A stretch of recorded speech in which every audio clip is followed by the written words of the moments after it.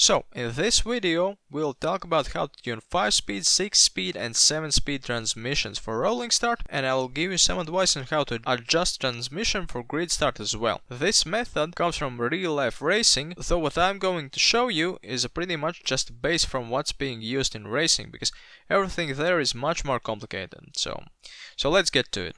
So, to tune a transmission, we have to go to car settings, and on the bottom we have transmission. Transmission has 4 settings here, 4 sections. Here in the first one you can set it if you want a stock gearbox or you want fully customized transmission. We want to call fully customized transmission for tuning. In the next one we can change the maximum speed of the car. Then we can change gear ratios, and the final one is final gear, which is a ratio how the transmission is being put out to the wheels. So we always want to start with a max speed. Let's say in this example we want to make our car a bit faster. Let's set it to 186 miles per hour, and now we have to adjust the gears. So in this method what we want to do first with the gears is the first gear we'll set it to the left, and the 6th gear, the last gear, we'll set it all the way to the right, and then these two will never touch again, and we only have to change the 2nd, 3rd, 4th and 5th gear. So let's see. For these 4 we will use a mathematical sequence that I told you about that's been used in racing, and we will start out by finding the adjustment value, and we will do it like this. For each gear we will do the same equation to get the adjustment value. Let's start with the 2nd gear. We have to take a look at the gear values that's been shown here. Take the value from the right and subtract the value from the left. In this case, from the right 2.301 minus from the left 1.811, and we will get 0.490. Then we have to divide that by 10. So 0.49 divided by 10 is 0.049, and that's our adjustment value. Now let's do the same for all the other gears. For the 3rd gear, again we take the highest value, here it's 1.722, we subtract the lowest 1.430, and we get 0.292. Now we will divide it by 10 and we get the adjustment value of 0.0292, which we will round to 0.029. Now for the 4th gear we take 1.372, which is the highest value, and subtract 1.184, which is the lowest, and we get 0.188. Let's divide it by 10 and we get the adjustment value for the 4th gear of 0.0188, which will round up to 0.019. For the 5th gear, doing the same equation, we will get adjustment value of 0.0119, and we'll round it up to 0.012. So we now have all the adjustment values needed. Let's recall that we have our first gear and our last gear already done, so what do we have to do now? For the 2nd gear, we have to take the adjustment value, multiply it by 2, and add to that the lowest value that we have in our 2nd gear. In our case, the adjustment value for 2nd gear is 0.049. So let's multiply it by 2 and we will get 0.098. Now let's add to that the lowest value we have in the 2nd gear, which is 1.811, and we will get 1.909, and that's where we want our 2nd gear to be. Let's set it up now. 1.909 right here, and that's all we need to do. Now for the 3rd gear we have to multiply the adjustment value, which in this case is 0.029, by 4. So 0.029 times 4 is 0.116. Add that to the lowest value of the 3rd gear, So 0.116 plus 1.43, and we get 1.546.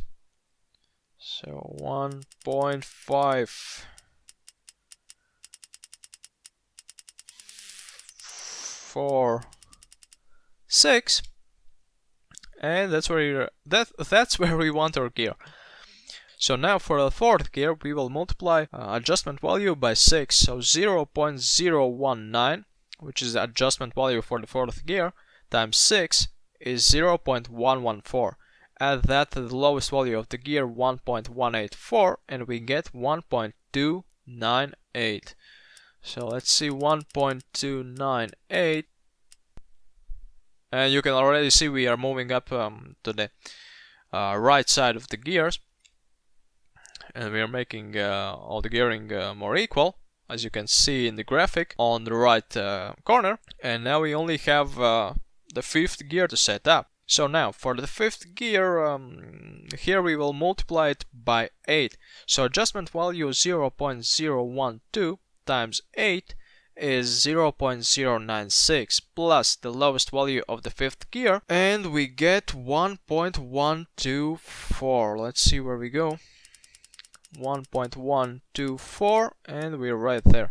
So here on the right corner you can see our gearbox is nicely set up. It's all equal, and we should get better power output with higher maximal speed.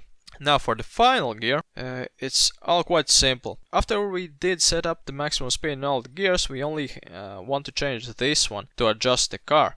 For example, if we do want to change the max speed now, we will do it right here. So we don't have to change all the gear ratios again from the start.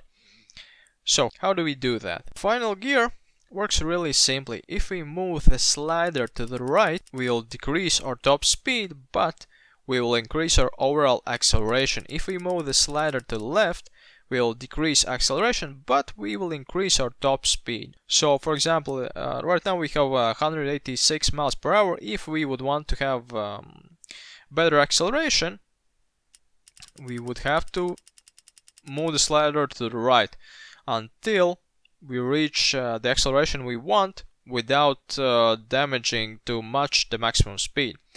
If we have some straight where we are topping out 186 miles per hour, and for example we see that we could make I don't know, 200 miles, we will have to move the slider to the left, and of course with the cost that we will lose some of the acceleration. So that's that for the 6-speed gearbox. Now let's see what we have for 5-speed gearbox. I'll show you the example of Shelby Cobra, and this is an interesting case. As you can see, with the stock gearbox we have only 4 gears, and once we change it to fully customized, it adds 1 gear and we have 5 gears. So I suppose even though there will be cars in GT Sport that have 4 gears, once we try to tune that, it will automatically always change to 5 gears. So I'll not include in this video how to make a tune for 4-speed gearboxes. And well, let's say that in this example we want to increase the acceleration of the car, and we don't want that much of a top speed. Let's set it to 137 miles per hour, and again we have to set the first gear all the way to the left and the last gear all the way to the right. Always for all gearboxes it works like this. And now we only have to only have to set up the second, third and fourth gear. Now again we will find the adjustment value for each gear. It works the same way as before. We take the highest value, we subtract the lowest, and then we divide it by 10.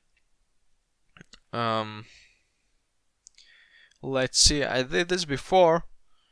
Let me just check where I have it.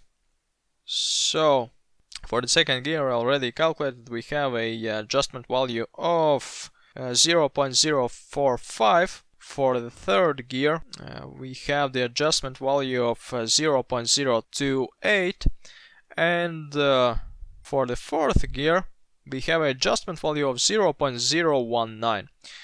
So the start is the same as in 6-speed gearbox, but now when we have to multiply the adjustment values, everything changes, because for the second gear, instead of 2, we have to now multiply the adjustment values of 2.5, and what we will get is 0.1125. Let's say 0.112. Then again we will add that to the lowest value of the gear, in this case 1.808. So 0.112 plus 1.808 is 1.920.